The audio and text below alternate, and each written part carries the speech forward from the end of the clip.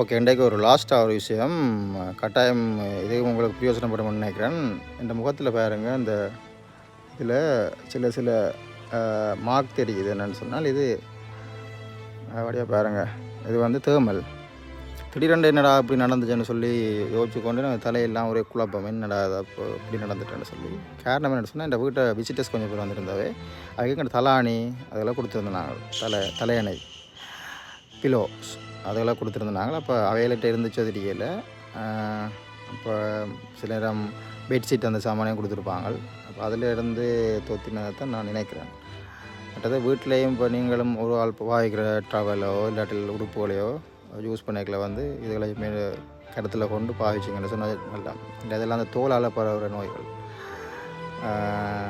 தோலில் வர இதுகள் பரவக்கூடிய நோய்.